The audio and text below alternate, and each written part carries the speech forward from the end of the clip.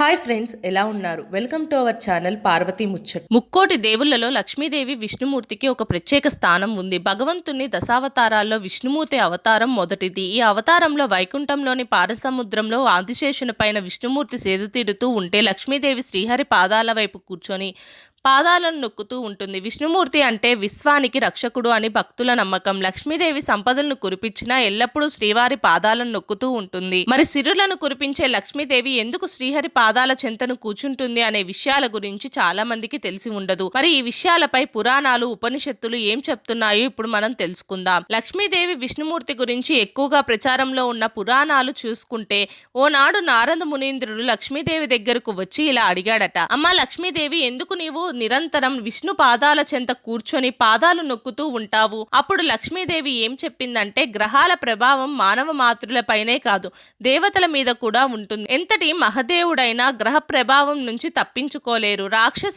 గురువు శుక్రాచార్యుడు పురుషుల పాదాల్లో ఉంటాడు. అలాగే దేవగురువు స్త్రీల చేతుల్లోని నివసిస్తూ ఉంటాడు. స్త్రీలు పురుషుని పాదాలను తాకడం వల్ల దేవుడికి రాక్షసుడికి మధ్య కలయిక ఉంటుంది. అలా చేస్తే ఐశ్వర్యం కలుగుతుందని, దీంతో పాటు శుభం జరుగుతుందని లక్ష్మీదేవి నారద మునీంద్రుల వారికి సెలవిచ్చిందట. ఈ విషయాన్ని పలు పురాణాల్లో తెలిపినట్టు పండితులు చెప్తున్నారు. అదే గృహిణులు తమ భర్త పాదాలను తాకితే శుభం కలుగుతుందని చెప్పారు.